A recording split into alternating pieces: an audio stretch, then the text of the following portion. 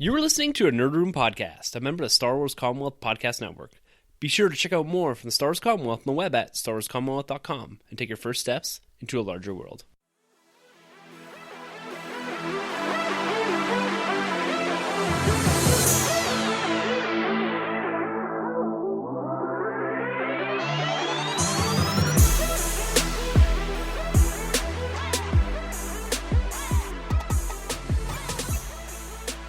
Hey everyone and welcome to Nerd Room, where we talk all things Star Wars, Marvel, and DC. This is episode number 127, where we're discussing Ant-Man and the Wasp. I'm one of your hosts, Tim. I'm Troy. And I'm Sunjay. Gentlemen, welcome back to the review table. I'm excited. I am stoked to talk Marvel's 20th entry into the MCU and the final Marvel Studio film for 2018, and Ant-Man and the Wasp. How you guys doing? How you feeling about the end of comic book movies for Marvel this year? Well, for just the MCU, I mean, we still got Venom coming up. We'll discuss that at some point, whether that's a Marvel film or not. No, I'm just kidding. No. How you guys feel about Ant-Man and the Wasp? How was your experience with this film? Like, the hype, I think, was pretty real. You know, going in, there's this perception that this was going to be a much smaller film, pun fully intended there. They were coming off the back end of two huge Marvel Studios films, and me personally, I was looking for something a little different. Pretty intense film in Infinity War we just finished reviewing that a couple months ago. Brilliant film, but I was ready for this to hit. This being a bit of a prequel in a sense, not directly addressing the events of Infinity War in the bulk of the film, but really getting down to the crux of this universe and building up Ant-Man and the Wasp as big players in the MCU, because going forward, we're going to see a lot of them. So, like, how are you guys feeling coming out of the theater from Ant-Man and the Wasp? Yeah, coming out, I saw it on the Thursday. I saw it at the 6 o'clock show in the IMAX. So I got some movie posters for y'all, but I mean, and by y'all, I mean Tim and Troy, but not for everyone listening. But I forgot them at home. Sorry, guys. That's all right. You say that now, but once the mics turn off, they start beating me. It's not like I took that frame down, got ready for an Ant-Man and Wasp poster to put in. Shined it up with the Windex. I literally took that off the wall. Sorry. Yeah, coming out of it, you know, I was happy with it, but I wasn't over the moon as I was with Infinity War or Black Panther. Yeah. You know what I mean? Like, I feel like it's maybe pretty high bar. It's true. It was a pretty high bar, but I feel like maybe my expectations, box office wise and movie wise, was maybe just a little bit too high. I still enjoyed it, but, you know, I was looking at the reviews and I saw, you know, it's got a really good Rotten Tomatoes score, so I was expecting to be blown away. And you know what? It was just all right for me. Yeah, I'm kind of right there with you. I enjoyed the first Ant-Man film quite a bit. Yeah. I wasn't expecting it to be, you know, like Infinity War or Black Panther or Ragnarok or Spidey, but I was expecting a little bit of the humor to hit with me and gel a little bit more. I really did like the story aspect a lot more this time around. The humor was kind of lacking for me, but all in all, when I left the theater, I was pretty excited just because of a certain scene at the end of the film, obviously. But all in all, it is an okay film. It was really nice to go back to something small, too, coming out of all these huge, massive, epic films going on. So I really did appreciate that. Yeah, you know, coming out of this thing, I had an absolute blast in the theater. I went with my wife and my daughter. I'll tell that story in a second. But my first impression of the film was that it was an easy watch. It was a fun watch, and it was an engaging film. I felt myself really liking Paul Rudd as Ant-Man again. Yes, we've seen him a couple times. This character is awesome. He puts on quite the show. Evangeline Lilly really gets her time to shine in this film. And I even like Michael Douglas's Hank Pym. In the first film, he didn't have a ton to do. And again, here, he isn't given a whole lot to do. But I like the character. Every character that's on screen here, I find myself wanting more, with the exception of Sonny Birch. But overall, this film was a ton of fun for me. It was exactly what I was expecting to be. Like, I didn't need this to be a humongous film, but I think by the end of this film, I don't know if you guys agree with me or not, but it looks like the Ant-Man and the Wasp now have their own corner of the MCU to sit in. Yeah, I would agree with that. I mean, definitely, it feels like Ant-Man and the Wasp is kind of separated from the rest of the MCU. I mean, this being a prequel as well kind of separates that. But there was some connectivity that crossed over with Infinity War, and, you know, some of the dialogue in Infinity War with this one, you know, to me didn't really make a lot of sense. I don't know, like, maybe we'll get into that later. We'll jump into that when we talk a little bit more about the timeline. But yeah, I've broken that down a little bit because this has a tendency to jump around. It's all in order, but it does a lot of reminding you about Ant-Man, Civil War, and then, as we get further on, it starts to kind of get clued into what's going on currently within the MCU. Yeah. But overall, I think what we're going to do here, so those are kind of our high-level spoiler-free reviews. So from this point forward, we're not going to shackle ourselves with non-spoiler talk. So for those of you that haven't seen the film, take a break, come back after you've seen the film, because from this point forward, we're going to do full spoilers. Now, this is just an opportunity for us to talk freely about certain things, and we will jump into kind of this breakdown of the film like we usually do for all of our reviews. But at the top here, we're going to break this down in a bit more detail with reference to the box office, how this film was developed, where it actually came from, some of the MCU ties, and then we're going to jump into kind of that detailed breakdown. But my story for how I saw this film... Now, I saw on Saturday, so it was a couple days later. Didn't have the opportunity to get there opening night, so that's a rare thing for me with Marvel films, but plans just didn't evolve that way. But I went with my wife. She really wanted to see that, although not having seen Ant-Man, so it was a little confusing for her at points. But we took our daughter. Now, she's 3.5, and we didn't want to pay for a babysitter and all this, so we said to ourselves, what if we just got like the top row on the far left of the theater and put a movie onto the iPad for her? Got a kid ticket. We paid for the ticket. Yeah. And so we did that. My wife and I went and watched the film where my daughter was headphones on, iPad, watching a Disney film. That's amazing. So it was a little different experience for us because she was there, and we were a bit worried about like if she got clued into maybe some of the violence or anything like that, because she's still pretty innocent, doesn't quite get all that. Yeah. But no, she was great. It was kind of a different but pretty cool experience, and it was really the only way that my wife and I could both see the film without paying $80 to a babysitter for the evening. Yeah. It was already expensive not going to the theaters, but so that was kind of my viewing experience. Nice. A little different. Yeah. But let's jump into kind of the development of this film. So we talked last week a little bit about Ant-Man, and we've yet to do our Ant-Man retrospective review, but we will get to that in a few short months.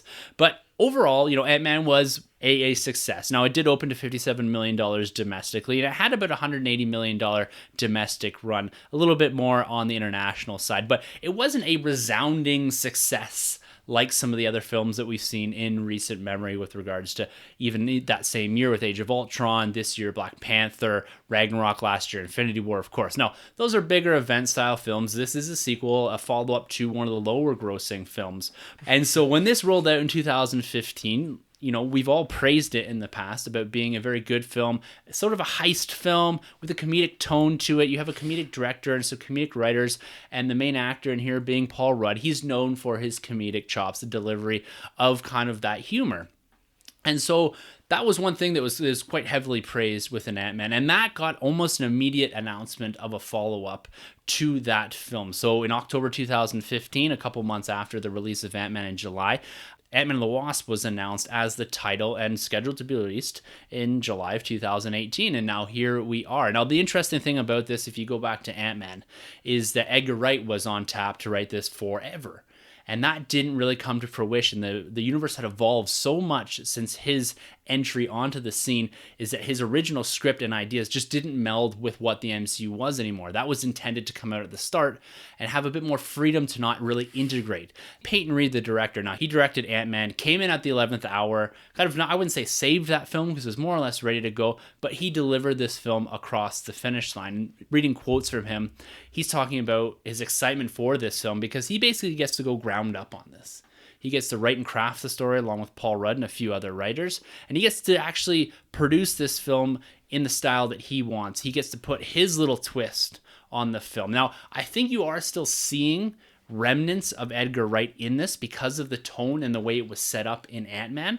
There's certain scenes, like the Lewis scene, we got a replication of that as well, him talking around. So they hit similar beats, I think, that we did see in Ant-Man. But overall, I think Peyton Reed delivered a fairly holistic film that fit into the universe, that had its own spin on it. Now, do you guys see that? Do you guys see Peyton Reed, his fingerprints on this, or at least the fingerprints from Ant-Man? It felt to me like a very similar film. Yeah, I would say so. Totally felt like the same, from the same makers as the last film of Ant-Man. Yeah. I definitely felt more of his DNA, obviously more so than Edgar Wright, but you do see some of those little things like nods, like the Lewis scene. Yeah. When he's doing this whole storytelling, which is a great scene, by the way, probably one of my favorites in the film.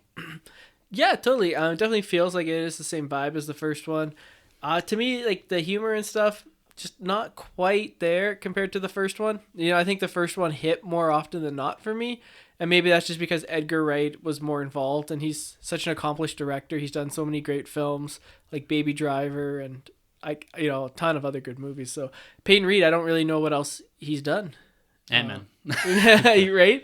Like besides Ant-Man, I don't know. So Yeah, I'm not sure of his deep filmography, but overall, I think, as far as crafting the film in and putting his own, like you said, DNA into this, I can see it there. I can also feel Paul Rudd's presence in this film a lot, not just from the acting perspective, but from his almost character development. Like, he was a writer, he was working with Peyton Reed on this, and it's interesting that you guys are saying from a comedic angle that you're not quite getting that. Yeah. I got a lot of it. There are quite a few scenes that I found myself laughing out loud at, and most of it was from Paul Rudd or his crew. Yeah. Like, I guess in the sense that, we talked about it a little bit before the podcast here about how this felt much more like a Wasp and Hank Pym film than it did an Ant-Man film. So maybe what you guys are getting, and I'm just maybe putting words into your mouth here, but is that I found the scenes that were heavily focused around Paul Rudd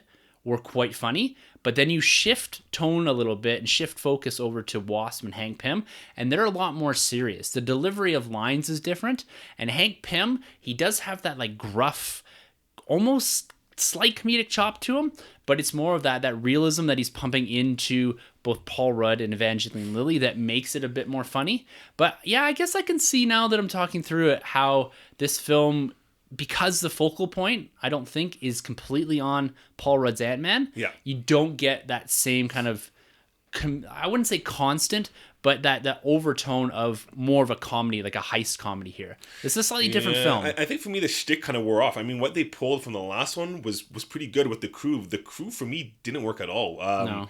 I didn't even know T.I. was going to be in this film, because I was hoping he was. And when he showed up, I was like, nice. And he didn't deliver so well for me. The goofy friend with the accent, his jokes were really flat. It just wasn't gelling with me. Paul Rudd was great. I just think that's just experience. He's a class act. He's fantastic. Even Lewis, Pena. Michael Pena. Yeah, even he didn't hit all the way for me. And I guess with Michael Douglas, I felt like because he's not really meant to be funny anyways, but I felt like he was just a grump. Like for me, he was very unlikable for me. I just didn't gel with him at all. He was just too much of like a hard ass throughout the whole film for me. That's about it.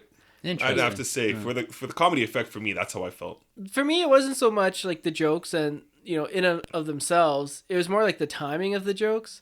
So you'd have a scene like where Ant-Man is tied up, Wasp is tied up, Hank Pym's all tied up, and you have Ben Foster there, and they're just like chatting, and all of a sudden his phone goes off, and it's like this like weird ringtone, and it's his daughter talking about like losing her soccer shoes, and it's supposed to play off as like this like comedy bit, but I was like, they're building this tension. You got this like reversal of like this guy you thought was a good guy turns out to be a bad guy, and then like that's how you break the tension. To me, I was like, I don't know, like I hate, it kind of took me out of that scene. I actually really like that scene. Yeah, that's so okay. funny. That scene happened, and that's one of the scenes where I was like laughing out loud. For me, that's so weird how it's all subjective. You know what I mean? For sure. For sure, that scene for me, I was like laughed out loud. Yeah. Really? For sure. Yeah. It's okay. Crazy. Yeah, because I was like watching it, and I was like, oh man, like okay, the first bit was kind of funny, and then like they kept playing, and then like it's like I'm missing my soccer shoes. It's like I was like, man, like I don't know, like maybe it's just like it has to do with like setting up the villain, and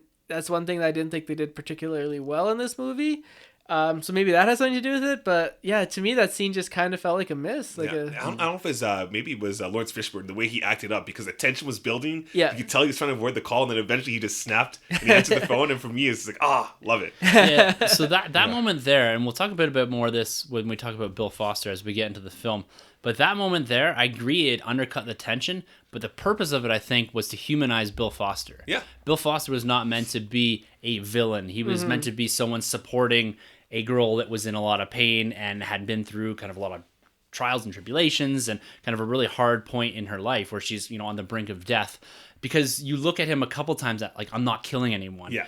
I can't ignore this because the daughter, and there's quite a few times in this film where they make an effort to humanize Bill Foster. I think they want to use him later. Yeah. And they just couldn't do a full 180 and say, look, this guy went from scientist to mad scientist. Now he's evil villain because he wants X powers from the quantum universe.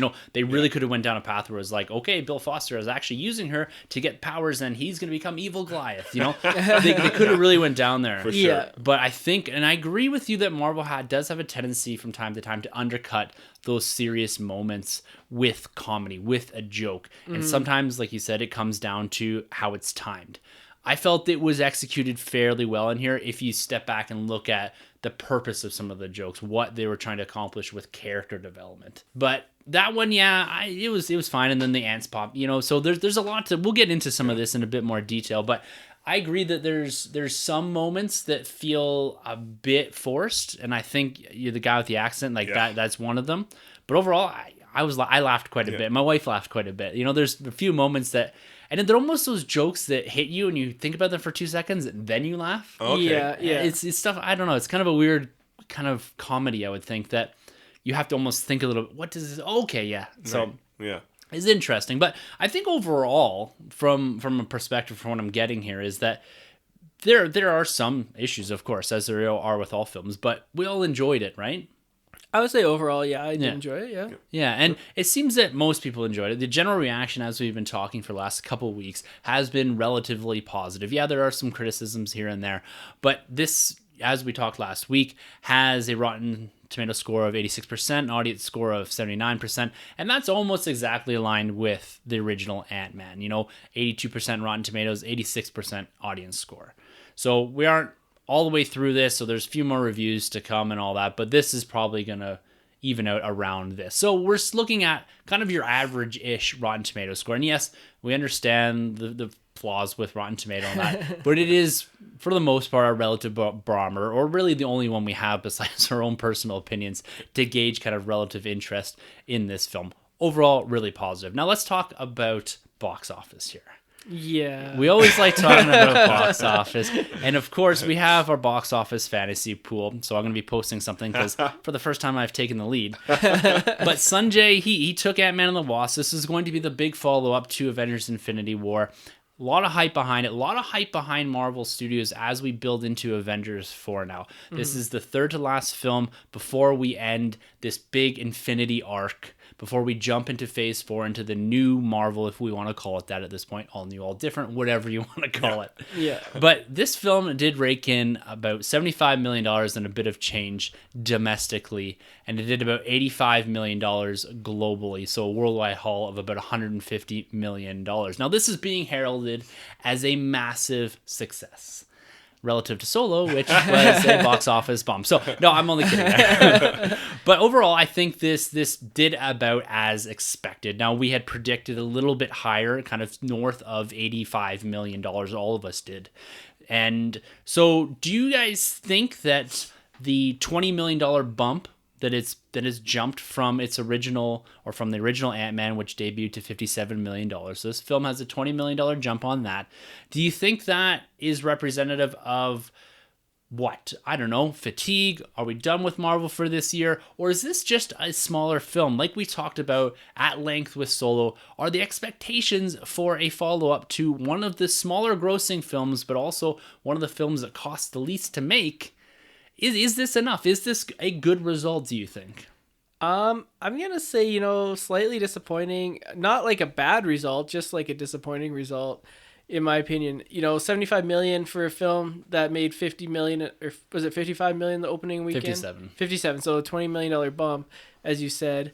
That's not that much. I think Marvel maybe made a mistake in placing this one after Infinity War. I think maybe if they had placed this one after Black Panther and then have an end credits scene that ties in directly to Infinity War, maybe showing Thanos show up or something to get people really hyped up for Infinity War. Not so much to help Infinity War, but to help this one.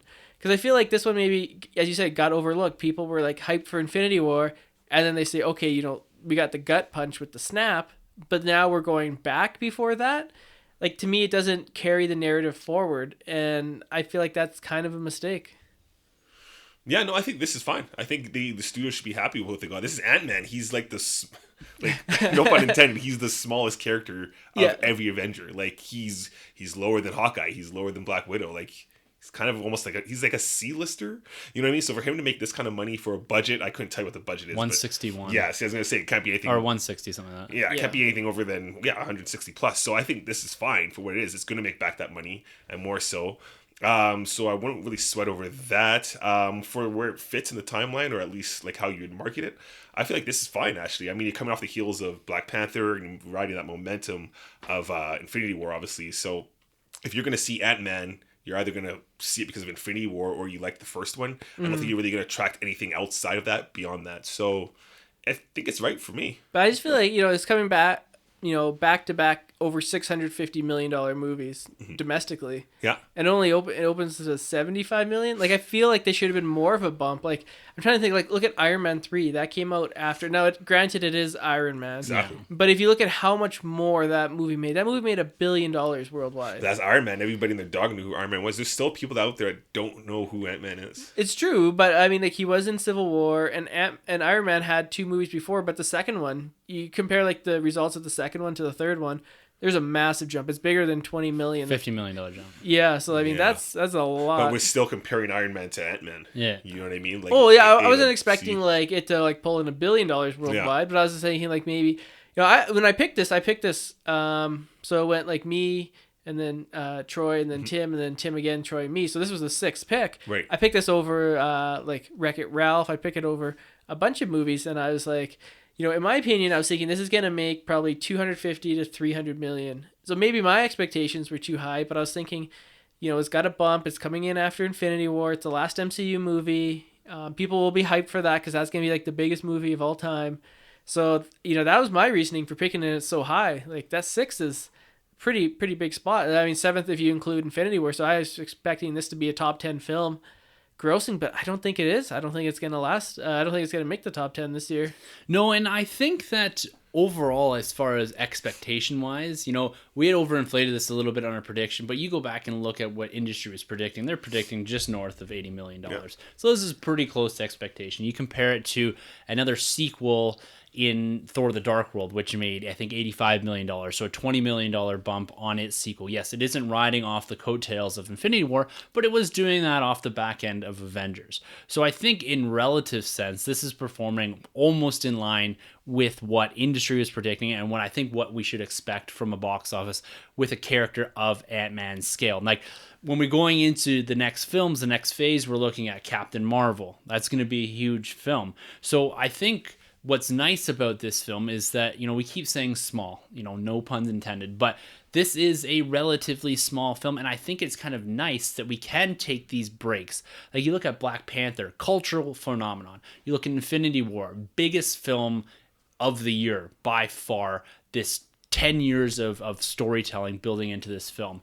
You even go back to Thor Ragnarok. This was a massive twist on this character.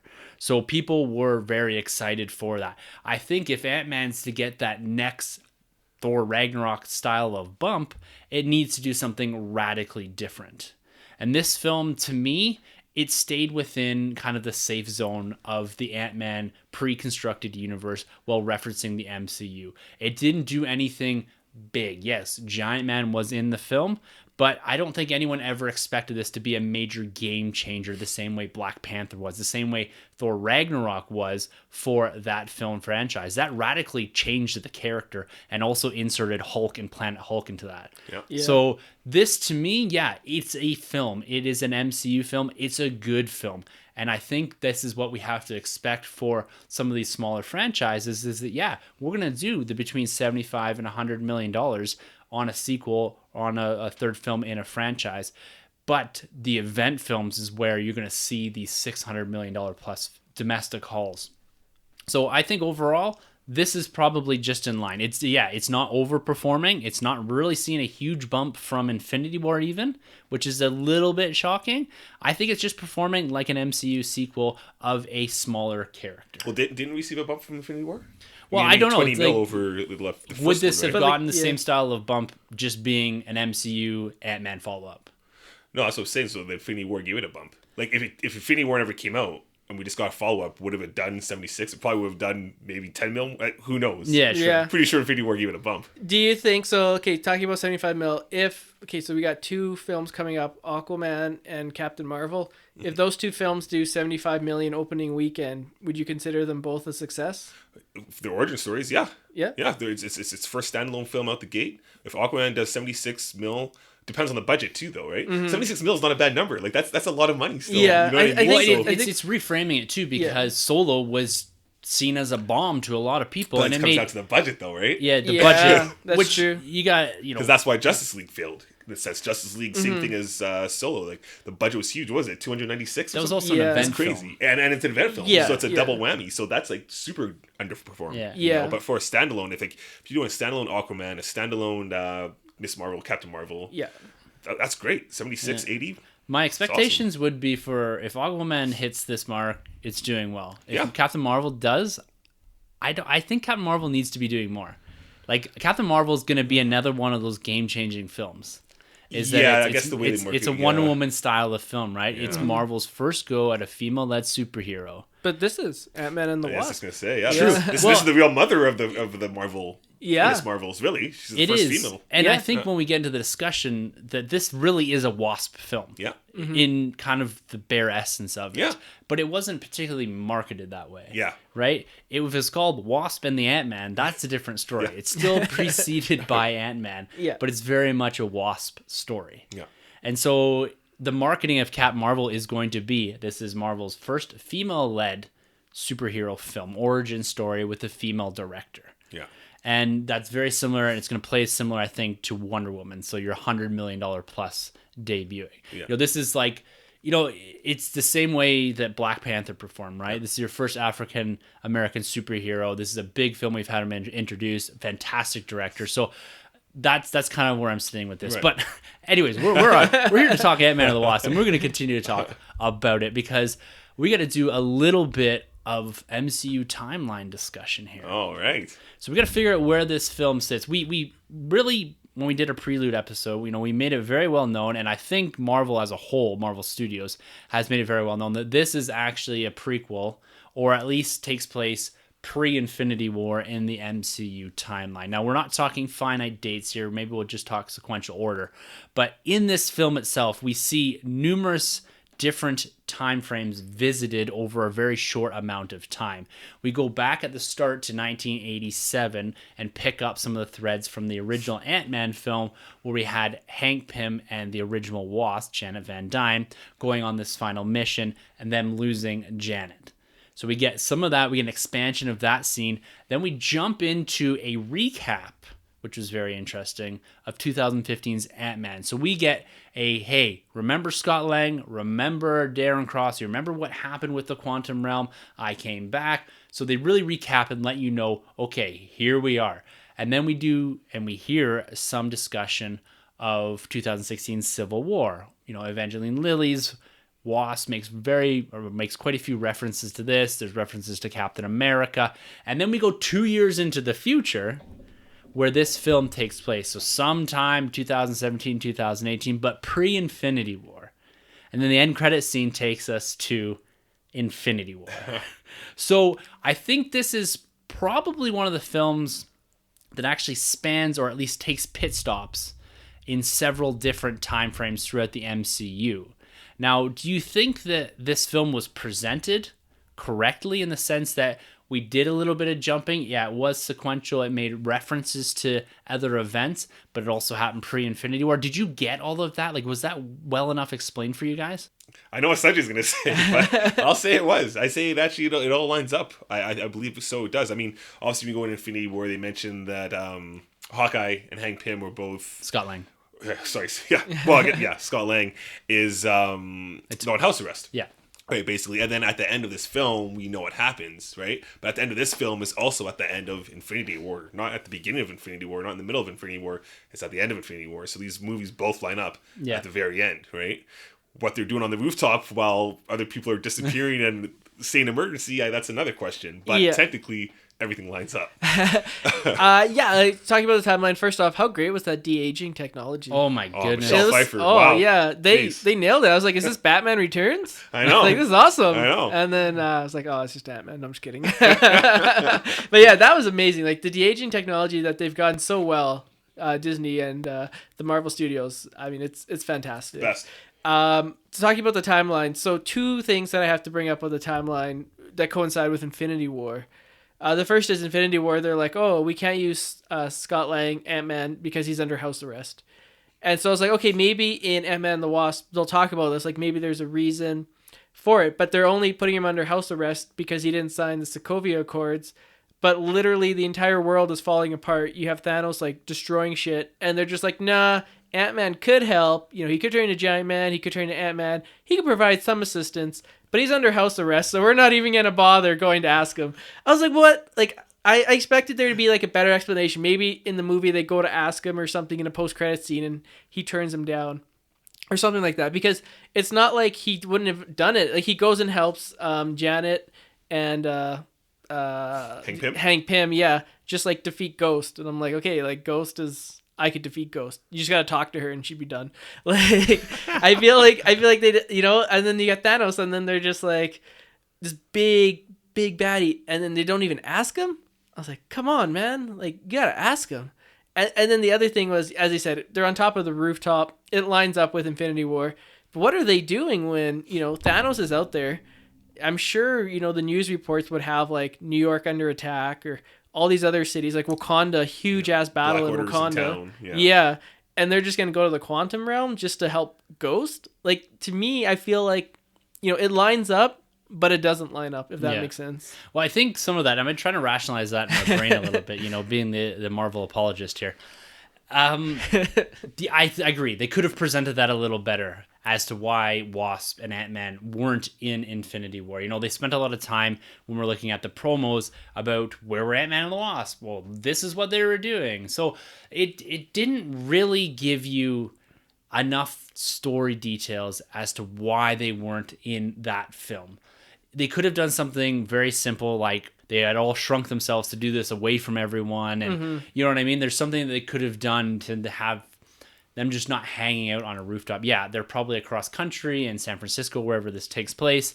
But at the same time, like you said, these are world stakes. These are world events that are going on. But, when you think about Infinity War, so we have this ship that shows up, right, in New York at the start of the film. And then it pisses off and takes Spider-Man, Doctor Strange, and that away. They go fight in Titan.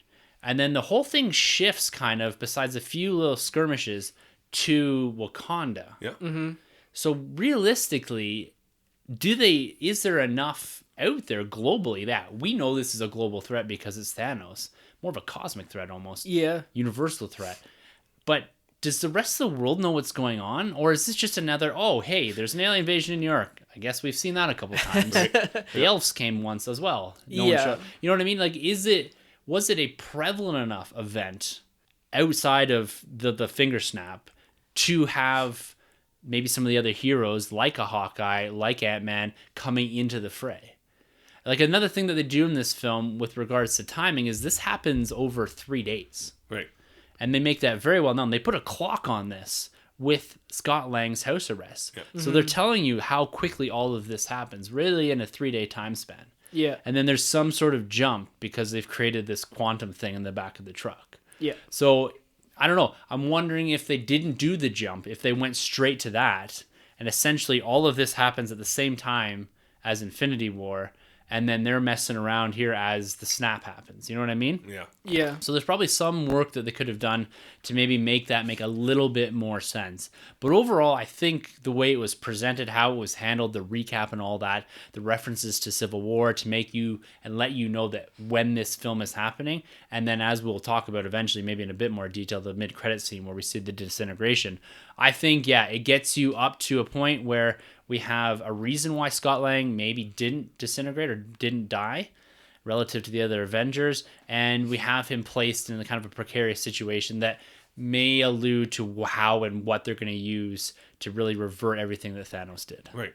And I mean, the biggest thing is too, I mean, despite the general audience, we're all comic book readers here. Yeah. And how many times we read comic books where it's like Thor's over here doing something and Spider-Man's over here doing something, and the That's other guys, true. you know what I mean? Like, they're just crossing paths, and I think we just have to get used to it. I mean, it's just going to happen as this world expands. We get more and more heroes. They're not always going to be able to team up. Yeah. Because everybody else has their own missions. Yeah, that's true. Like if this was like if Infinity War was just like an Iron Man story, Yeah. it'd be a little bit easier to digest. But like because they involve like literally every other character that the MCU has ever had, except for Ant-Man, the Wasp, and Hawkeye. Yeah. I was like, okay, I was expecting a little bit more, but Yeah, they'll be in the sequel. It's a fair criticism of the way it was set up. I agree. I disagree. I said that. That was a Freudian slip there. He's so used to saying that for the DC movie reviews. I disagree. Yeah. Right at the gate. Stop talking. Suicide Squad is a work of art. Jim's like, I disagree.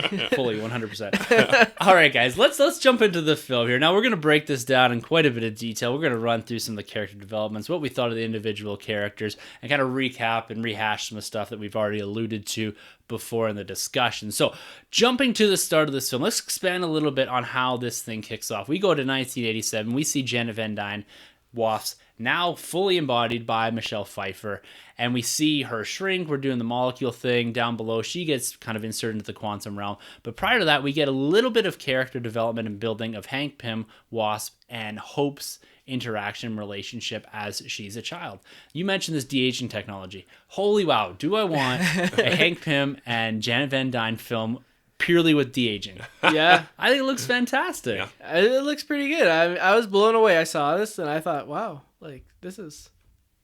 Yeah, it's pretty cool. And I like how they use this scene later on as the connective tissue to Janet talking through Ant-Man, Scott Lang, to Hank Pym and Hope. I think it's kind of a nice way to relate back to kind of their origin story a little bit and how it melds a bit more and a bit more detail to the overall plot of this film. Because as we get into this, like we've mentioned, this isn't an Ant-Man film. It's a Wasp film. It's about Hank Pym and Hope finding Janet Van Dyne after having some indication from 2015's Ant-Man that, yes, you can return from the quantum realm. It doesn't explain any detail how you live there for 30 plus years, but it does give you some insight that you can come back, or give them some insight that you can come back.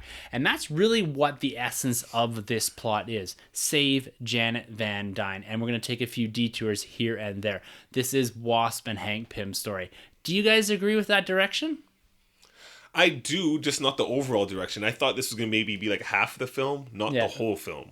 That was really my only thing. Especially marketing-wise, I thought we were going to get a lot more Michelle Pfeiffer. Maybe just because I'm a Michelle Pfeiffer fan. I wanted more Michelle Pfeiffer. But I thought we were going to get more of her in the film, not like 10 minutes of her.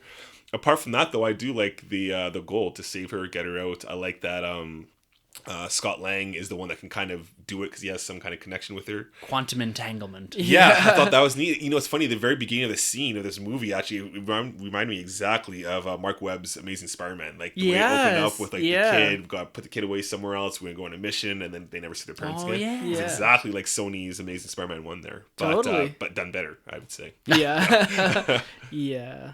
Although the first one I like. The first one was great. Yeah. Love that one. Yeah.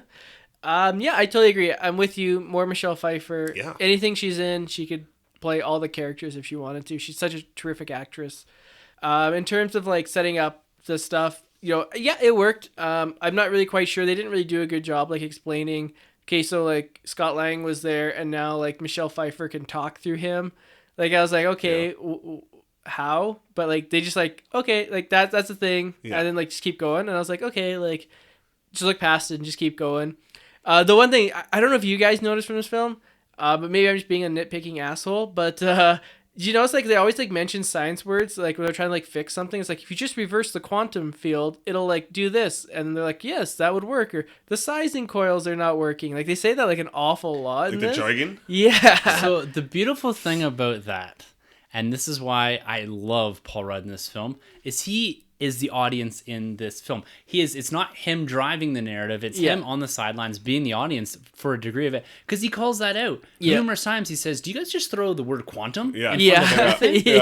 I love that. And there's a few times when they're talking about all the jargon and all that, and he says, yeah, exactly what I was thinking.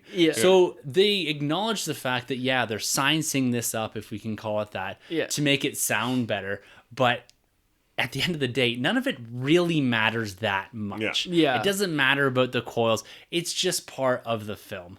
And the word quantum, like, I still don't know what the quantum realm is. I was hoping for a bit more detail on, and maybe some insight how that is going to affect Infinity War or Avengers 4. We didn't really get that, and I still don't know what it is. Like, it is a microverse, but how is this time and all that? Because she still ages in it, so time doesn't stand still. I don't know. Doesn't matter. But at the end of the day, I love that from Paul Rudd is that, we're going to call this out. Even the thing that, and it made me laugh so hard, the thing that you hate about the MCU disguises, the hat and the... that was brilliant. The hat and the glasses. And Paul Rudd says, we just look like ourselves at a baseball game. That killed me. I laughed so hard at that part. that almost self-realization of the film, the self-awareness of the film, that to me speaks volumes to how it was written and constructed. It is a very sciencey film, but what Paul Rudd's saying in that scene is it really doesn't matter a whole bunch. Like, here's the gist of it. I can talk, or Janet can talk through me because of quantum entanglement. That's all you really need to know, that she can communicate through him. And then this is how we get from point A to point B. We don't need to really worry about the in-between mechanics of it all, because realistically, none of us are ever going to understand it on a base level. So we just need to understand, like, what is the point of it, what is really kind of, I'm not going to call Janet the MacGuffin of the film, but what are kind of the essential things we need to know to get from this point of the plot to the next? And we're kind of given those right up front here, I think, in the film. It is a bit wordy sometimes, and there is a lot of exposition in this film. But the way it was delivered, I think, is important. This Agent Wu, played by Randall Park, really love the actor. He was great, Funny character. He provides a whole bunch of exposition right up front here about why Scott Lang's here, why Hank Pym and Hope are being chased, because I thought that was a bit weird at the start.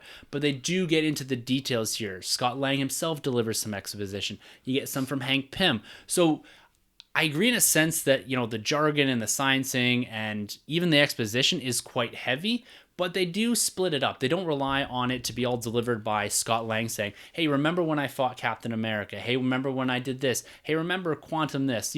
They dumbed his character down a little bit, because if you go back to Ant-Man, he says, I've got a master's in electrical engineering. I'm a very smart guy. I can do all this computer stuff. He doesn't do a lot of that. No. He's kind of plays, again, like the audience. He's kind of the guy sitting in the background where the other two of them really take the reins on the intelligent part of the plot.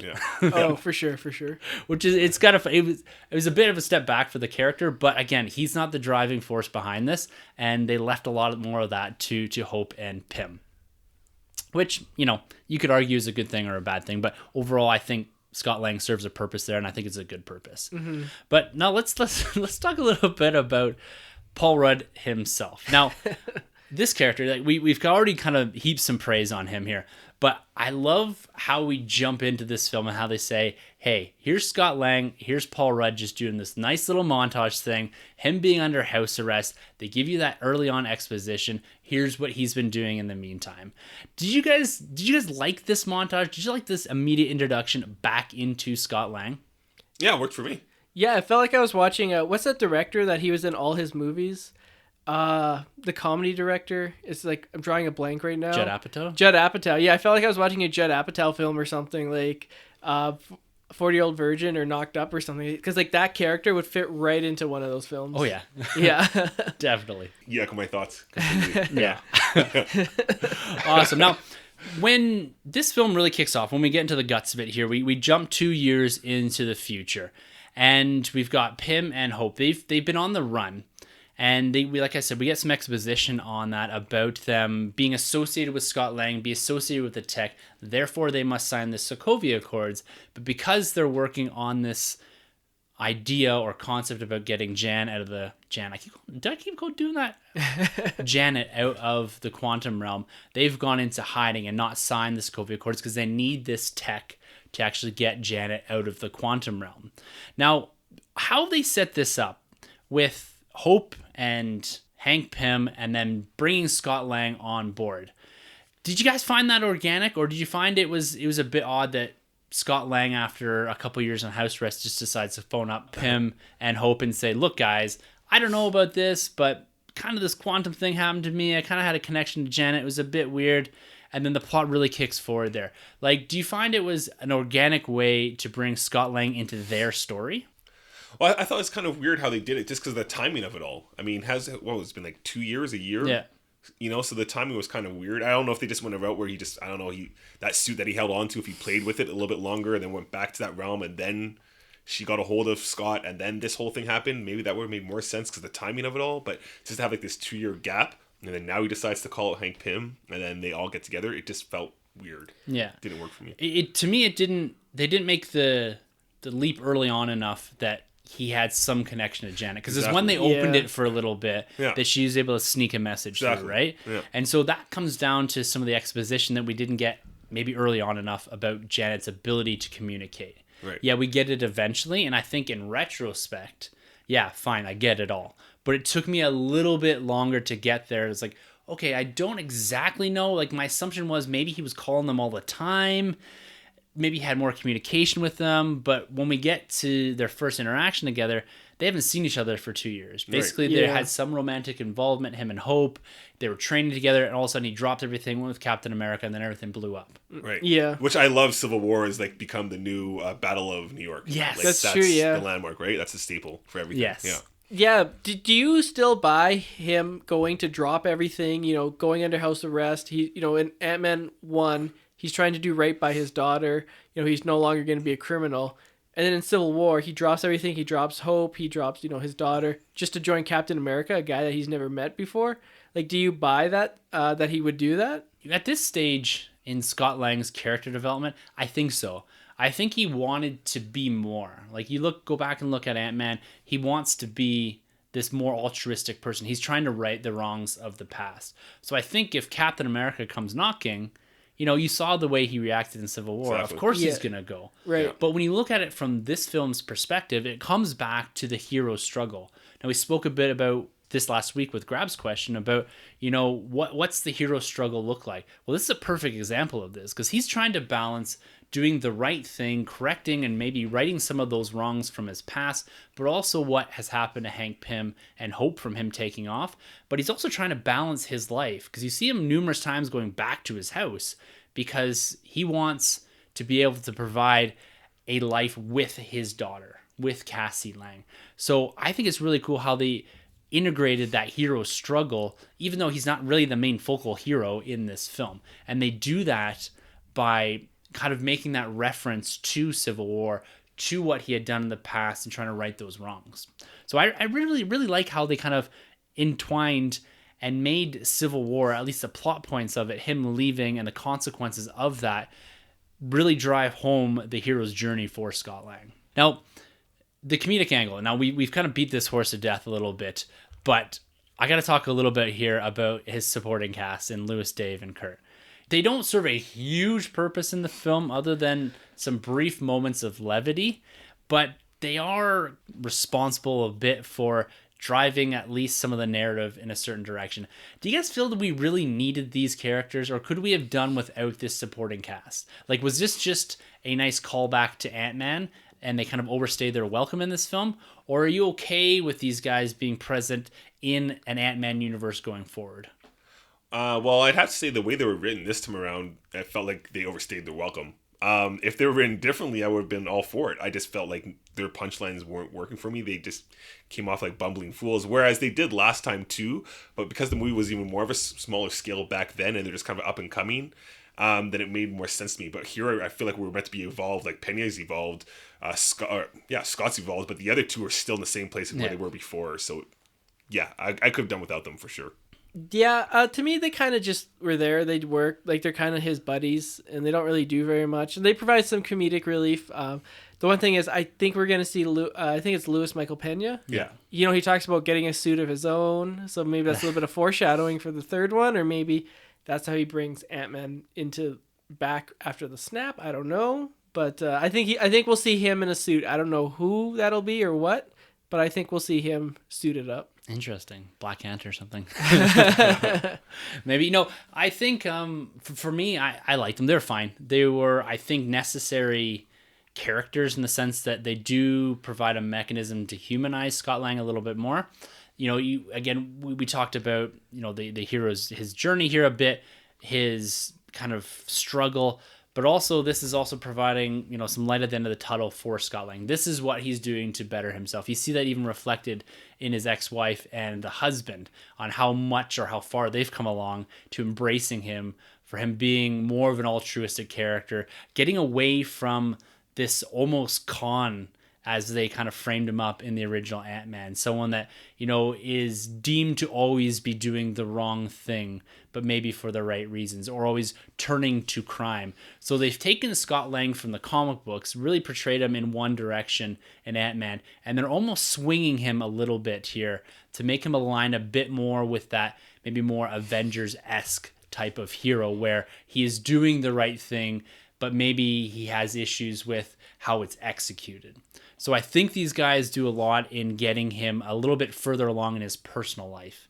But at the end of the day, if you had taken these guys out, I don't know if we really would have missed them. I would have maybe missed Michael Pena a little bit. Yeah. You could have had just a couple throwaway scenes with them to just kind of reference that bigger Ant-Man universe. But overall, yeah, they were fine for me.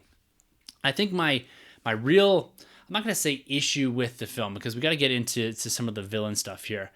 But as we progress through this early part of the film, we have a tendency to get introduced to a lot of characters really rapidly, a lot of new characters, which I'm okay with. I think it's done relatively well. And as Lang is abducted by Hank Pym and Hope in an effort to use him as that communication point to locate Janet, we do see them coming and kind of getting introduced to the first, I'm going to say villain in air quotes here, in the Sonny Birch character played by Walter Goggins. Now, Hope is gone to get this piece of black market tech to fill in whatever it is for the kind of sciencey end, if we can call it that, or as we'll call it that, for creating this kind of quantum portal or whatever. And this interaction is, I like it and I don't like it. I don't like this character of Sonny Birch. I find he's kind of just a dumb villain. Like, he literally serves, the only purpose is, and you can call it a necessary evil in a couple cents in the word, is that he's there to be the bad guy, and he's there to kind of drive the plot in certain directions when they need him to. The Ghost doesn't fill that role. They needed someone to push the heroes in a certain direction at a certain point in the film, and he's there to fill that role. Other than that, he's kind of just like this dumb, like, he never does anything intelligent, I don't find, and it really bothers me. But the thing that I do like about this is that the first fight scene comes out of this interaction with Sonny Birch, and it's really the Wasp fight scene. And I think that's great that the first fight scene we get in this film isn't Ant-Man, it's the Wasp. Again, really pointing towards this idea that this is a Wasp film. Now, with my criticism of Sonny Birch, you guys are nodding your heads here. Are you kind of aligned with that one? Like, do you find that he was necessary, or do you find that he was kind of just there to serve a purpose? I think he's only there, and the only reason why he was there is because when there's a car chase scene, you can't have the FBI chasing them because they blow up the cars and like a bunch of people in those cars would get killed. So as the audience, you don't want the audience seeing the FBI getting killed, so you show these like bumbling Goombas that are trying to like chase them down. Cannon fodder almost. Yeah, exactly. They're the Shatari of the Ant-Man and the Wasp. But yeah, he was just like, he was fine for me. I didn't really mind him too much because at least he was somewhat of a villain as opposed to the other two. I like he's like a villain in air quotes. But yeah, we got like an amazing action scene from this where they're in the kitchen and, Wasp is, the change sizing from a wasp. Well, I guess she's a wasp. Is she like an actual wasp or? Guess so. Equivalent size. Okay, we'll say, yeah. And then she goes to normal size and she's like changing object sizes. I thought that was great. Very imaginative, very creative fight scene. And, sometimes the fight scenes can get a little bit boring, but this one was fantastic. This was one of the best fight scenes I've seen in a while. Yeah, start with the action scene. I think this was my favorite fight scene throughout the whole film. Yeah. I could have just watched Wasp do that the whole time. I actually wish Scott never even got involved. They just gave it to her. Yeah. I know we've seen it over and over again in the trailer, but her running on that knife blade was like, to me, something very similar, like seeing Neo dodge bullets for Oh, the first time. yeah. Like, I thought that was really cool how Yeah. they did that fighting in the kitchen. But going back to Sunny, I'm probably reaching here because I've been reaching since Homecoming. You know, I've always been hoping the person that bought the Baxter building, or not the Baxter building, the Stark Tower, was Osborn, and I was hoping Sunny's working for Osborn here. Yeah. Like, Oh. I'm reaching, but I really hope that's some kind of connection. If that's the case, then I like Sunny. But if that's not the case, then Sunny's kind of a throwaway. He is like the real villain of the whole film, though, as like lame as he is, because the villain that we do have isn't actually like a villain. No. Like, she's actually No. like an okay person that does some questionable things, pretty much like Winter Soldier, like you mentioned. Yeah. But I'd say Sunny is the all-around like bad guy in this film. Yeah. Yeah. So- It's weird because he's a bad guy, but he's really just trying to, like, he has no Run his purpose. business? Like, he's Yeah. trying just to steal the tech to Yeah. sell it or do whatever with it, right? He has no bigger plan other than making money. Yeah. Like, he Yeah. doesn't have this idea, I want to be, the king of PIM technology or whatever. Like, But isn't that almost more realistic though, in a sense? Like, just to make money? I guess. Yeah. Yeah, I guess you don't. Yeah, I guess you don't want the mustache twirling. I want power for the sake of power. Yeah. I just think, and maybe it's just the style of villain that I'm not used to. He just felt like an idiot. Yeah. Yeah. Yeah. Like he Yeah. was kind of like this bumbling guy that was sending, like you said, gooms or goombas or whatever.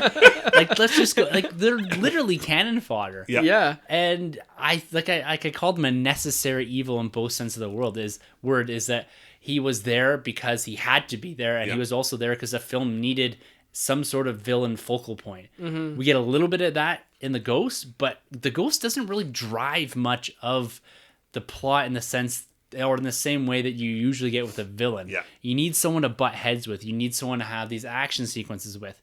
And like, it can't be the FBI, right? Yeah. They're really put aside. It's not like a Hydra or something, or maybe it is like a Hydra in the sense that they're the same type of guys. It's okay to watch them get beat up. You don't feel sorry for them. But if they're your common FBI guys that, Hope is beating the crap out of, Yeah. you start to question things, right? Oh, totally. Can we talk about like the different villain plots and how they could have been resolved if they just communicated? Like, this should be a perfect example in like your high school guidance counselor telling you guys that communication is key.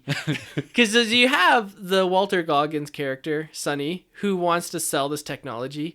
You have Ghost, who wants to be cured, and then you have Hank Pym and Hope, who want to bring Janet back to the quantum realm. So they let them bring Janet back to the quantum realm, then they can cure Ghost, and then from there they can sell the leftover technology and make money. They can't sell it to him. Hank Pym has spent his whole life trying to keep the technology around. They can just, they don't have to sell everything, but they can sell some stuff. Some broken ass shit. Just communicate out there. There should be a message. Communication is key. Like, they should put this in couples counseling I therapies. feel like there was another movie where There was a communication Solo. We're talking about Solo. and maybe Batman vs Superman. If they just Oh, said, okay, well, that too. said, So there's maybe three. if Walter Goggins' character just said the name The Last of Jedi. his mom, then that Oh, would have yeah. worked. Exactly. No. As we see Wasp kick some serious ass in this first scene here, this first fight sequence. Let's also talk about Hope Van Dyne as a character Yeah. overall in the film. Numerous times we said it's her film for sure.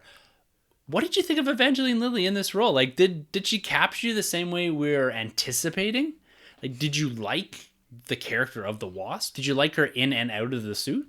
Oh yeah, she killed it. Like, she's my fan favorite coming out of the first film, and I just wanted more of her, and I'm glad they gave us more of her. I thought she was so good. Her confidence in that character of how she pulls it off is fantastic. Again, going back to the fact that this is like the first female Marvel character ever created, and now she's really has her not standalone film, but it is pretty much her own film. Yeah. So shout out to that. I think she was great. Yeah. And she chopped off that hair. That hair was a little silly from the last film. She grew A it little out. Betty Brant going on here, Yeah. but Yeah. she grew it out now, that long hair, so that's cool. Yeah. What do you guys think of the costume? I think it looked really great. Yeah. It looked a lot better on than, remember the first time they showed us Yeah. the costume was kind Yeah. of questionable, Looked but weird. actually, yeah, put on, it looks good. Yeah, I think it looks better than actually Ant-Man's costume in terms of like just like superpower. Like, if I saw someone dressed up as Ant-Man and I saw someone dressed up as the Wasp, I'd be more scared of the Wasp than I would be of Ant-Man. Is Ant-Man's the same costume as Civil War, or is it No, the different? masks look different. So this one's like the third costume as opposed to the first one, then Civil War, then we have... Yeah, I don't this know film. where the Civil War one came from, because this one, as you remember through the film, it's like this is something that's like half done. Yeah. And he keeps getting, so it's an upgraded suit, and then he goes back to the original Ant-Man suit. I don't know where the Civil War suit went. Right. So we kind of got like the extremist thing. Yeah. Where he's like been tinkering with the costume. Exactly. Oh, It doesn't okay. work. It's not Yeah. finished. Yeah. Yeah. Right. Right. Yeah. Yeah, and I agree with you guys. Evangeline Lilly in this role is awesome. Like everything about her is on point. From when she's Hope Van Dyne, she has that intellectual end like nailed down into the fight sequences. Every time she's fighting, I want more of this. Whether it's the car chase scene, in and out of the car, here with assaults, and all, like everything is just brilliant. I love the dynamic of her having the blasters and the flight as well. That's a cool dynamic. That's something that we haven't seen before in this universe, at least, as far as we've seen flight and all that. But in this sort of, I keep using the word dynamic here, but very dynamic sense. Yeah. And I loved everything. I wanted to see more of this character. Every time she's on screen, I'm like, I want more of this. I went out and bought the action figure. It's sitting up on the MCU shelf right now. Nice, nice. Because I love this character so much. So I'm looking forward to, and I'm a little disappointed we're not going to see her more heavily integrated into Infinity War because of what we see at the end credit scene here. But yeah, overall, Hope Van Dyne absolutely kills it. In this movie, it should have been Wasp and the Ant-Man. Like, it really should have been. Yeah. They Now- should have just called it Wasp. Yes, well, that's... That would been hard to market though, Yeah, too. very Because hard to then you're market. coming off this, like it's a sequel, but it's not. Yeah, I don't know. Yeah. It's tough, but there's a lot of really great Ant-Man stuff in here. Don't get us wrong here, Yeah. but she really did shine in this film, and that's kind of the expectation we came into this. Now, we talked about the ghost here. Now, this character is later on revealed to be Ava, and I believe her last name is Starr, or Ava Foster. Maybe you can call her that, as Bill Foster kind of takes her under her wing. But this character, I think, visually really cool. Motivations could have been worked on a little bit. I think as a character that kind of equally represented the Pym stuff as well as the Quantum, it was kind of a nice melding of that. So it linked her up with the overall story, with what they were trying to do. So it gave her some stakes in that as far as what Hank Pym and Hope were trying to do. And we got some cool fight sequences with her. I love watching her jump. The graphics of her shaking around and all that, I also thought was really cool. But overall villain take, it's kind of there. I didn't feel that there was a superior villain in this film. To be honest with you, they're probably better than Yellow Jacket, I think, in overall combined. But the villains here in this film, all right for me. What are you guys thinking about the villains here? We're including Ben Foster. as Bill well. Foster. Yeah, we can throw him in the mix here, too. Yeah. I said Ben, didn't I? He's a good actor. Bill Foster. Yeah, so I actually liked what they did here. I really do like what Marvel's been doing with the turns since, I guess you could say, Spidey, since Homecoming, and then Killmonger and Thanos, obviously, and even this character, because you can kind of get behind them in a sense, like they have a purpose. You know Bill what I mean? Foster, yes. Bill Foster, Yeah. yes, and then even the girl herself, she's Ava. You said, Yeah. Like, she wants to live. She wants to stop phasing in and out, and she's running out of time. So at least there's like a motive for her to go out there and get it. And I mean, she's dying, so she's going to do whatever it takes to stop that. So that works for me. I like Bill Foster's turn because we see that he's not necessarily a bad guy. Once she Yes. decides to go after the kid, he's like, no, like I'm pulling out. Yeah. That's where you draw the line. And I thought that was really great for him to do. The other thing I like too is that they established that, because I said I don't like Hank Pym in this film, and you can see why a lot of other people don't like Hank Pym in this Yeah. film. And so it kind of established the motives of these villains that we've had, from her father to Bill Foster himself, and even the Starks, I guess you could say, because those guys don't get along either. So clearly Hank Pym has some issues going on over there. But overall, I do like what they did there. I like that Bill Foster eventually turned Ava around too. And all around, it worked for me. Not the best villain, but definitely a step above Yellow Jacket. Yeah, I agree. Yeah, definitely. Yeah, I mean, coming off Killmonger and Thanos, which were, in my opinion, Marvel's two best villains. Yeah.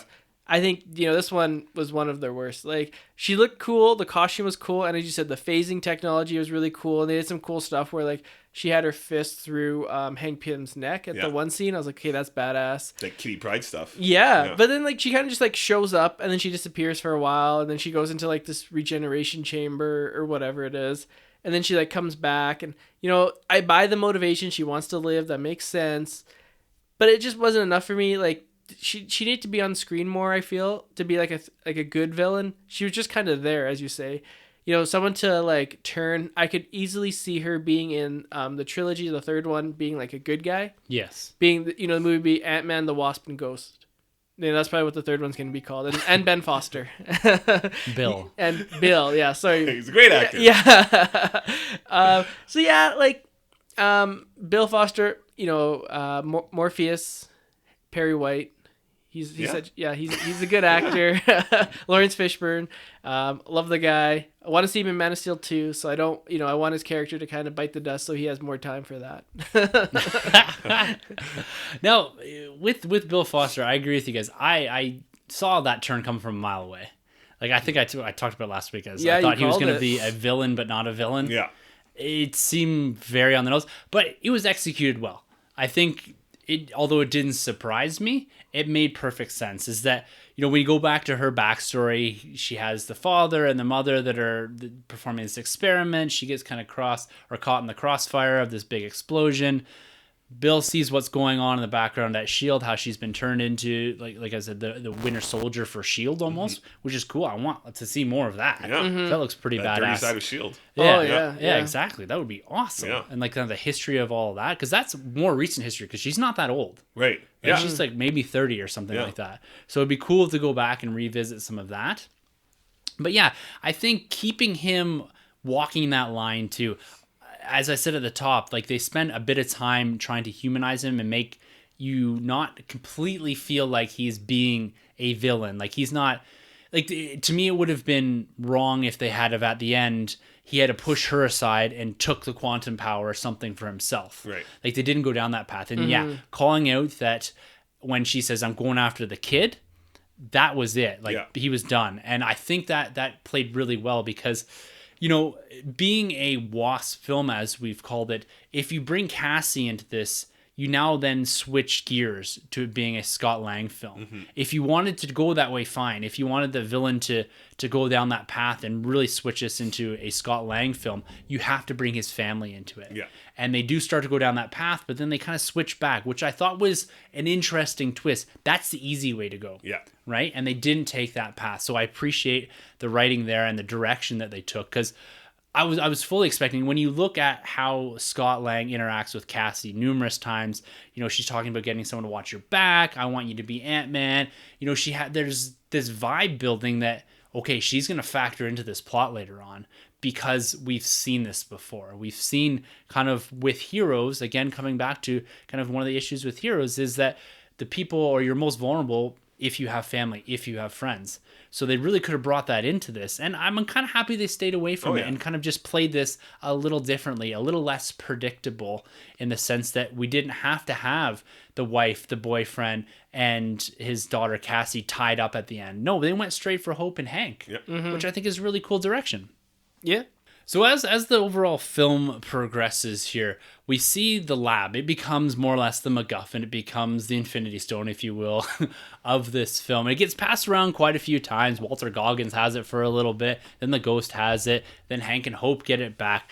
And this is when we get, I think, one of the great Paul Rudd scenes is once we go through the reveal of Bill Foster and Ava and all this. We get that backstory in the woods a little bit. They run off with the lab again, spring it up, start working on kind of this quantum entanglement, this quantum connection to Janet. And we have a really fantastic scene of Paul Rudd channeling, or I should really say Janet Van Dyne, channeling through Paul Rudd and discussing with Hank Pym and Hope. I had a great time in this scene, and the way that Paul Rudd played it, ton of fun.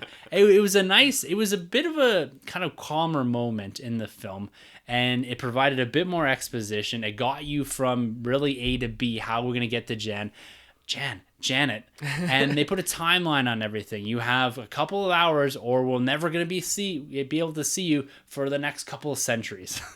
Right. So they really narrow things down here. Did you have as much fun with this Paul Rudd stuff as I did, or did you kind of find it kind of weird?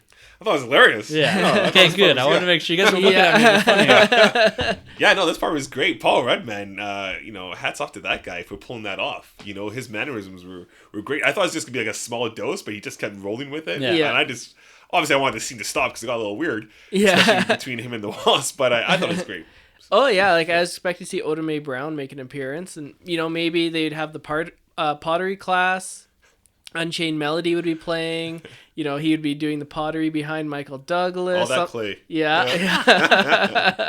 No, I thought it was a great scene. It definitely reminded me of Ghost, though. Yeah, I it did. I was like, okay, like this is like a throwback to Ghost. But I love that movie. I love that scene too, though. So. Yeah, it was really good. And this is where we get a bit of a pivot point for Scott Lang's character, and we see a bit more development from his side, because he has to make a decision here. You know, this hero's decision. What does he do? Does he choose Hank Pym and the Wasp and Janet, or does he choose his life with his daughter? And he basically throws his hands up and says, guys, I gotta go. Because we've been on the clock here throughout this whole film with Agent Wu and him coming back and busting in and doing the running around and all this and this big ant and all that, you know. Yeah. Great stuff, a lot of fun stuff. We don't need to go into any detail there, but I like that they do let Scott go, or he kind of chooses to go. So we get a little bit more development on that side, and we really open up to having this whole end sequence kind of come to a head with Scott Lang making the choice after talking to his daughter to actually go back and help out Hank and Hope in the same way that they helped him in Ant-Man. It was a nice callback after they're arrested, after the FBI is kind of tipped off to their actual location by Walter Goggins, and then Ava gets the case, the MacGuffins all over the place again.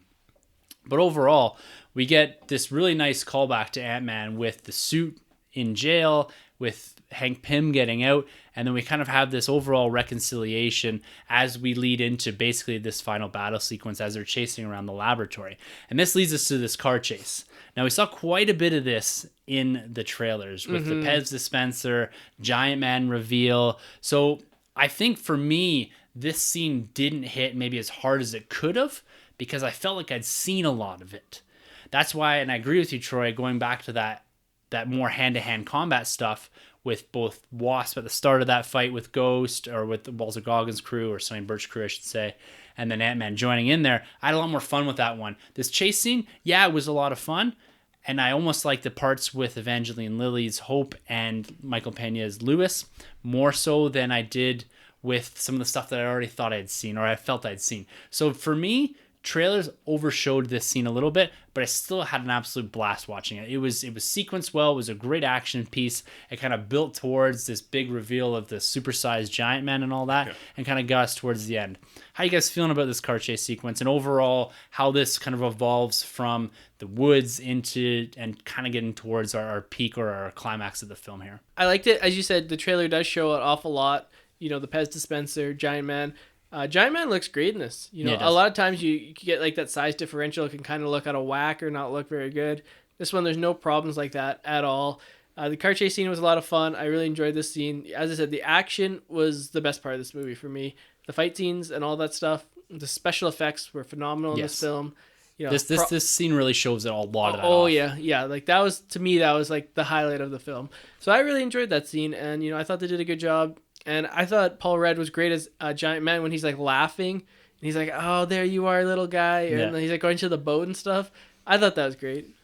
Yeah, I'm with you. I like the scene a lot. I thought the effects looked great. The scale of Paul Rudd's Giant Man was awesome. I just felt like it was a pretty long action sequence for me. It kind of wore thin, especially after seeing so much of it in the trailer as is.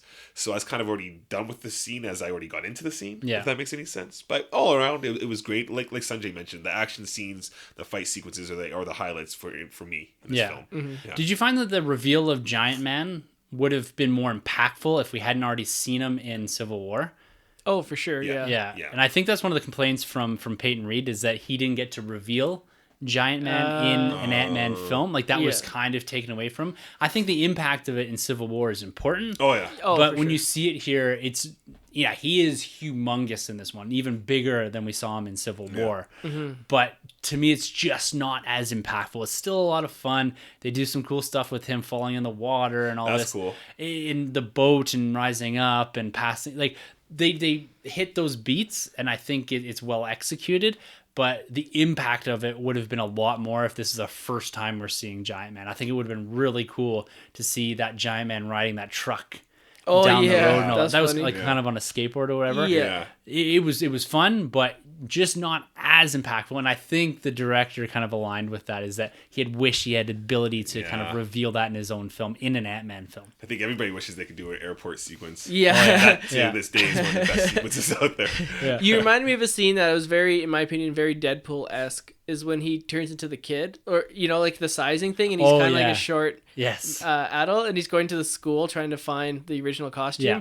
I was like, that would have played perfectly in a Deadpool film. To me, like, that was like, okay, this is like a Deadpool scene with like the baby legs from the second one. That was quite funny. It's kind of a cool plot point, because this is, as they're trying to find the lab at the end here, they call back to the original Ant-Man suit in a similar fashion that Winter Soldier did, call back to the original Captain America suit. Is that, we have to suit up back in the original, because this is the only way we can connect and find the lab. And I like when we get the big callbacks to the original films. I can't really tell the difference visually between the suits. They're not as distinguished as, say, the original Cap suit and the Winter Soldier suit and all this. But I think it was kind of a cool callback that, we had this tiny suit on hold, and it was something that he had held out from Hank Pym and all that. Right. It was kind of a nice callback, I think, to the original Ant-Man in that original suit. And it does factor into them finding the lab eventually here at the end. And this is really when we get into some of the more strange ends of this film, the quantum ends, if you will. As Hank Pym kind of suits up here, which I thought was pretty cool, to go and take a deep dive into the quantum realm. Now, let's talk about the quantum realm a little bit here. I'm still left with a bit of a question mark. Visually, fantastic. I really liked what they've done here. But I still don't understand how she survived for 30 plus years or 30 years or so in the quantum realm, but still aged. And I think that, like we said at the top, that you're expected to just make those leaps. Mm-hmm. This is visually stunning. This is a comic book film. So try not to dig too deep into the science of it all, because it's not going to make a lot of sense. But do you think that the introduction of the quantum realm in this state, getting a bit more into the details, and finally getting the reveal of Janet Van Dyne, this MacGuffin, if you will, that we've been chasing for this whole film, do you think that built to a proper climax? Did you guys enjoy that part of the film, getting and finally seeing Janet and seeing the quantum realm from the perspective of Hank Pym and not Hope and not Scott Lang? Like, did that, because that kind of shocked me a little bit that it was Hank that actually got into that thing and took off. It makes sense, of course, but I was expecting more of Ant-Man and the Wasp to kind of go in there and do that. They're left to kind of distract the Ghost and Sonny Birch's crew as they're performing all this, so that they're not trying to really shut them down. Right. Yeah, no, I kind of like that they actually put Hank Pym in there. I mean, the original Ant-Man, I guess, to go in there. I wish we got more of this quantum realm, though. Like, even if the movie started off with like her being in the quantum realm, we don't even know what's going on, and we just see even her. Just with the hood up. Exactly. I love that Mad Max kind of look that she has going on. Yeah. And I wish we got like 3 minutes of the film opening up with her just showing how she survives and how she lives day to day, and then we get whatever after, just to get more of that quantum realm, because I feel like it's such a big importance in maybe even the MCU. We just don't know. But I do like that Hank Pym went in there. It's kind of reminds me of actually the comic you and I just read of Iron Man. You know, Iron Man shrinks down and Fing Fang Foom. Kind of a reminiscence of that going on there. But all around, I thought it was cool. It was all right. I want just more of that world. I agree. Yeah, they don't really do a good job explaining what it is or what you can do in there. I mean, she survives for 30 years. But like they said, be careful, because once you go there, you might be you might go mad. And, they're talking to Hope, and they're like, oh, your mother may not come out the same person that she was when she went in. But she was totally fine. Even... Well, as far as we know. That's true. Well, that's what I was wondering, because she came out being like, I am a little different. Like, she said something where it's like, I'm not... Well, she came out because she says, I'm different, but then she touches her head, so she has abilities. The abilities, yeah. So I don't know, maybe is that going to factor into the X-Men or Fantastic Four coming into the MCU? The Fantastic Four, instead of going to the negative zone, went into the quantum realm. Maybe they get powers that way. I'm not sure. But yeah, her power set. What is it? She just has sparkly hands that can like fix ghosts or something. Like they don't really like say what Jubilee. she can do. Well, yeah. Well, it's like She's the best Jubilee on film. she's, I guess, this quantum power, you can call it that. We may see some of this in Captain Marvel as well. Right. And I think, I know we all want that explanation because that's just who we are, what we want, right? We want to understand the details and how it affects other films, how it affects this universe. But as much as I wanted that and as much as I would have liked to have seen that in the film, I think it's good that it was left purposely ambiguous. I think that they don't want to put boundaries around what this is until they're done with whatever Captain Marvel is going to be and whatever Avengers 4 is going to be. Mm-hmm. We talked about at the top about, there was a little bit of uncertainty around the timeline here. You don't want to set your main power set up or whatever you're going to use to leverage Avengers 4 or whatever technology or even a way to get you towards an end game for Avengers 4. You don't want to set too much of that up in this film. You want to leave that for explanation in Captain Marvel and Avengers 4. So her power set even purposely ambiguous for Ant-Man and the Wasp 2 or 3 or whatever it's going to be called, Wasp 3. So yeah, I agree that we probably could have had more of it and we wanted more of it, but the decision to leave it ambiguous, I think, is the right decision for now. And because, as we wrap this up and as the film wraps up itself, we kind of come to a very nice ending here. Sonny Birch is arrested. His goons are taken away. We have this explanation or realization by Ava that she's done a lot of wrong things, but with the presence of Wasp and maybe their help, they can get to kind of a point where she can be better. And like you said, Sunjay, I think we're going to see her probably down the line because Lang refers to her as our new friend, the Ghost, as he jumps into the quantum realm. But I think overall, we get kind of a nice ending to the film and the establishment of a bigger Ant-Man and the Wasp universe with the potential for Bill Foster, Ghost, Hank Pym, and Janet Van Dyne, as well as Hope kicking ass. So I think at the end of this film, we're left with an Ant-Man universe of sorts. I think overall setting out to accomplish this was well executed. Peyton Reed did everything he needed to give us a universe, a kind of more of an isolated, if we can call it that, or a universe that can stand on its own and not rely too heavily on the MCU. Mm-hmm. So I think we get all of that. But as we get to the end of this film, guys, like, how are you feeling about it? Like, does it get to the point where you're expecting or where you wanted to go? Were you left wanting more? Or do you feel like this is an appropriate conclusion to this film that is eventually leading into something much bigger in a year or so? At this point, not getting to post-credit scenes? Yes. At this point, I'm kind of like, this feels phase 2-ish. Yeah, that's exactly what I was going to say, yeah. Like an early phase 2-ish. An early phase 2, yeah. It feels kind of around there. It's the second movie in, and I still don't know what the hell the quantum realm is. Which is, a little whatever. I still didn't laugh as much as I wanted to in this film at this point. Well, I guess at this point, I'm not going to laugh anymore. And but overall, I was just like, I did dig this story. I did like the characters, most of the characters, I should say. So overall, I was just like, this... If I wasn't a big MCU person, I probably would have waited till this came out on Netflix for sure. Yeah. Yeah, I'm very similar sentiments as what you said, Troy. Very small scale, very much small scale. Maybe this wasn't the right film to place right after Infinity War.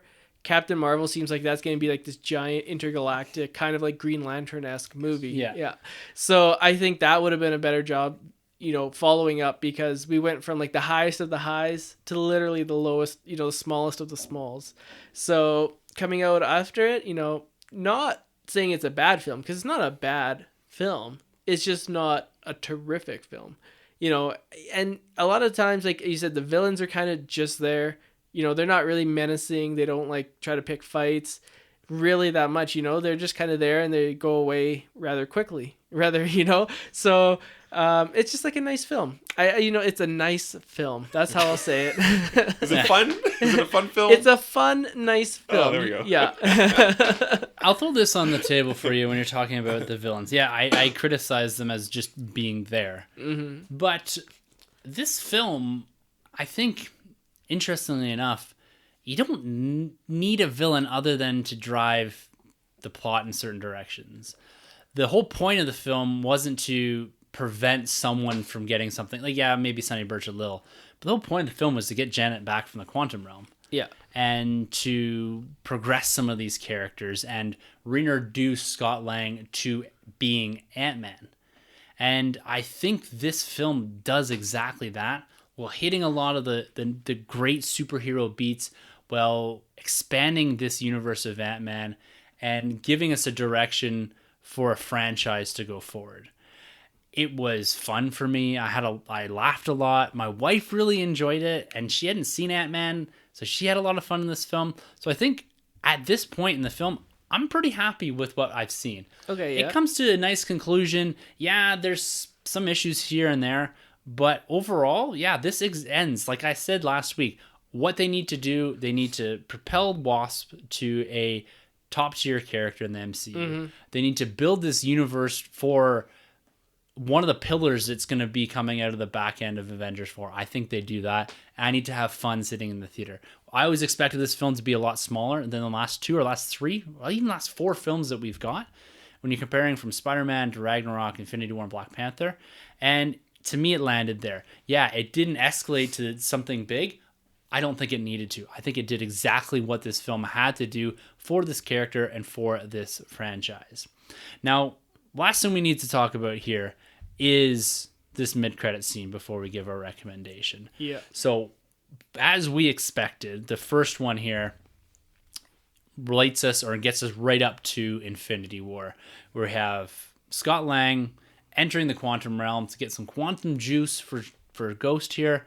And as he's in there, coincidentally, we see the disintegration or the results of the snap from Thanos, and Hank, Janet, and Hope all disintegrating. This is what we wanted, guys. Were you happy with it? Oh, yeah. I think we all predicted this. Yeah.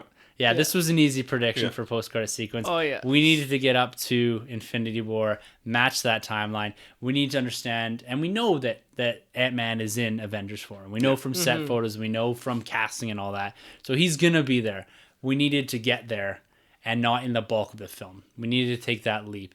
I agree, and we discussed this kind of already with, maybe they could have done a slightly better job as to why Ant-Man and the Wasp and then that crew weren't present in Infinity War. But I think headcanon-wise, you could probably get around that. Oh, yeah. Did you guys pick up, Janet's, don't go into any time loops or any time warps? Oh, yes, you did say that. So, maybe that has something to do with Infinity War Part 2. Wow, good pull. Yeah. Because she said there was a certain part of, wow, this just got me thinking. She said there's a certain area, they look cute or whatever, blah, don't go near there, you end up in time warps and all that. Yeah. I wonder. Oh, okay, well, that's a huge thing then. Yeah. How do you guys think he's going to get out? Maybe Bill Foster helps him, or Iron Man helps him, Tony Stark. I don't know. How they know he's there. That's going to be the big one, because they're going to have to spend a little bit of time in Avengers 4, or maybe Captain Marvel, I don't know, pulling him out of there. Mm-hmm. Yeah, because my money would say Doctor Strange, but he's not there anymore. Yeah. That's the only guy I can think of that could actually get to that realm. Well, yeah. But without Doc Strange, then Captain Marvel may be your answer then, right? The quantum realm. So yeah, well, because she's cosmic though, space-wise, yeah, right? but the quantum bands, I believe she wears. Or is that what's his name? That may be Quasar. Yeah, I think Quasar wears the quantum bands. Yeah. Anyway, so something to think about here, something to postulate as we go forward in this universe is, how does Scott Lang get out of there, and how does the quantum realm, how is it going to factor into Avengers 4? Because I think we can all agree that it's going to, in some way, shape, or form. Do you think he'll be changed when he comes out, or do you think he'll be just fine? I think he'll be just fine. Yeah. Yeah. Same Paul Rudd. Yeah. Same Paul Rudd. Now, like we always end these reviews off, we got to give our recommendation. We didn't talk about the most important post-credit scene. Oh yeah, I kind of ignored that because they showed that in the trailers. But it goes to the state of emergency that the world is in, and we've got an ant playing the drums. And on drums. Now, if you guys listen to the podcast regularly, you'll know that Sunjay asked a very, very key question last week about, did the snap only affect humans, or did it affect plants, animals, whatever? Doesn't appear to affect insects. No. So, And not even giant-sized insects. Yeah. With like some sort of intellect as well. So there is your answer on that one, Sunjay. There They you were go. Listening. Thank you, Kevin Feige. Yeah, and Peyton Reed, you guys did good there. Now, okay, let's get into our recommendation. Let's as I always like to ask, do you boys recommend Ant-Man and the Wasp? Gonna kick it to you, Troy. Not Whoa! immediately. Not immediately. It's a good film, but after talking about this, if you're in it for the lore and like Infinity War, kind of rhymed, you don't necessarily need to see this film. I mean, it doesn't really, like I said, explain much of the quantum realm, and Ant-Man's not even in Infinity War, so either way, when we get into Infinity War Part 2 or Avengers 4, they're going to have to do some explaining anyways, so they'll catch up the general audience and the fanboys out there anyways. So I don't really feel like this is a must-see film, but at the same time, if you're not someone that's into the whole superhero films and you want something kind of different and something funny, then yeah, by all means, check this out. Me personally, I'm going to recommend to kind of maybe just wait till it comes on Netflix. I'm not going to say don't see it, but just wait. Give it some time. All right. Yeah, I would say watch it in IMAX because I saw it in IMAX and the action scenes, as I said, were the best part of the film. So if you are going to watch it, definitely check it out in theaters. It's in your fantasy draft too. Absolutely. So you got to check it in theaters. I don't get any of those home box office numbers. So. Trying to help you out here, man. Thank you. I need all the help I can get. Can I get like 50 mil from Black Panther or something?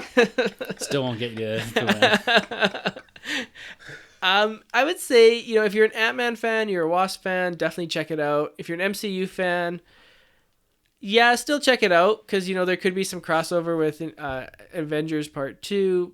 Not too much with the rest of the MCU universe. If you're just a superhero fan, yeah, check it out. I mean, watch all the movies and give your own opinion. So, yeah, I'll say check it out. Interesting. I did not think that we're going to be this on the fence because I'm kind of on the opposite end of this. I really enjoyed this film. I think this is a must-see in theaters. Yeah. And if you're any kind of MCU fan, you have to check this film out. I think it does, and it takes the right moves to tie you into the MCU. Like I said before, it really builds out this universe. It gives us a lot of great new character interaction. It really propels Hope and the Wasp to the forefront of this franchise and maybe of this universe going forward. Who knows? I think she's a character that could carry a film easily by herself. Yeah. And she kind of did in this one. Even the criticisms that we laid on Hank Pym and Michael Douglas being this kind of gruffy old grump, I kind of wanted to see more of him. I kind of like the character. I want to see more of Janet. So coming out of the theater, my overall thoughts were I had a blast. I liked how they integrated everything. I liked the story for the most part. Yeah, the villains... kind of falls maybe a bit parallel to our criticisms towards the MCU and their villains, but this is a really good film, a really fun film, and a worthwhile film to go see and pay and hang out for a couple hours, consume that Marvel universe, and get ready for what's coming next. So to me, this is a for sure recommend and for sure see in theaters. Would you, if you guys had to give it a score out of 10, what would you give it? Ooh. I would give it probably like a 6. I'd say a 6 out of 10. Yeah, I'm right about there. About 6, maybe 6.5, just because the Wasp really did it for me for this film. Numbers are a hard thing, because if I give this what I want to give it in a 7, that means that there's several films at like 10 plus. So yeah, it's not the best MCU film, but I said on Twitter, as soon as I came out, I said, fun, fantastic, engaging film. Marvel's 3 for 3 this year, and I stand by that after this review. Yeah, we laid some criticism at this thing, but that's what we do. We got to break these things down in a bit of detail and give our fair opinion on things. We can't just lay praise on this or just kind of crap on it the whole time. There's some give and take in all this, but I think Marvel has delivered 3 high-quality films this year, and realistically, I think Marvel's delivered... or every film they delivered since Winter Soldier, I would consider a high-quality film. Yeah, it ebbs and flows in overall relative quality, but looking great here on the MCU side. You think of the MCU films, they have 20 films so far, and all of them have been fresh on Rotten Tomatoes. And you look at this score, and me and Troy were kind of like lukewarm on it, but we still gave like a slightly positive review. Yep. I think that's part of the reason why there hasn't been a rotten MCU film. There's been films that we maybe not have as enjoyed as some of the other ones. Thor, The Dark World, Iron Man 3. Well, we didn't recommend Thor. All 3 of us turned it down. Okay, so ignoring that one. But I think even the worst of the MCU films, they're still not terrible films. They're still enjoyable. You can still get something out of them. You'll have a good time when you go to the theater with them. And that's what like Rotten Tomatoes is just, if it's like, just like a review that's slightly positive compared to a review that's like 100% positive gets counted as the same score. Yeah. So like that's why the MCU is able to be so successful and not get a rotten film, is because even like they're ones that you like, okay, maybe this one might be rotten, but it's like high 80s, is because it's still enjoyable, and for the most part, you can still go have fun and take something out of it. Yeah, definitely. All right, guys. Well, that about wraps it up here for our Ant-Man and the Wasp review. We've got a couple more reviews in the next couple of months, and a lot of them are going to be retrospective reviews. We're going to finish off our MCU retrospective series here. We're going to get into the Dark Knight eventually. And then we got a couple of films towards the end of the year, and Venom, Spider-Man into the Spider-Verse, and Aquaman. So it's going to be a bit of a lull here, so we're going to fill some of that movie film review with some of the retrospective series. And coming forward over the next couple of weeks, July, this is going to be a bit of a difficult time because holidays. Well, me in particular, I'm taking like 3 weeks off here. So and you didn't invite me to your family holiday? No. You're such a jerk. We could go podcast in your hotel room. This is true.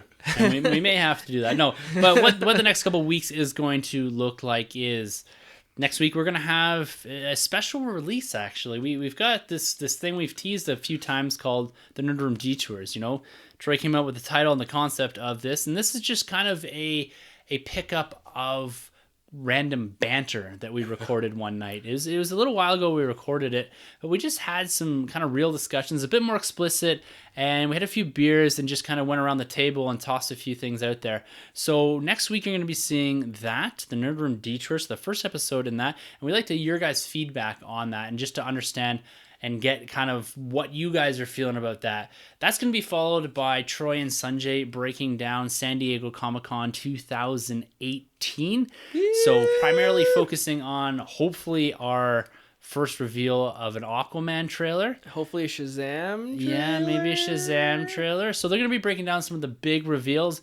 And then the following week, you're going to get me on the solo talking about some of the smaller things from San Diego Comic-Con 2018. So what we're trying to do here is give us a little bit of a break from the weekly podcasting, but also still provide you guys an episode each and every Thursday. And then come August, we're going to get back to our regular news and reviews, and we're going to start trucking back out our monthly episodes. You'll see 5 episodes a month coming from here in the Nerd Room once we get in August and kind of have the ability to get back to normal a little bit before we get in the kids' school year and all that. So big things coming for the Nerd Room here. Make sure you keep it locked. If you want to be a part of the Nerd Room, you can always email us at thenerdroom@gmail.com. You can hit us up on Facebook or YouTube, and if you like Twitter, we're always there. You can hit us up. Our handles are always at the end of the episode.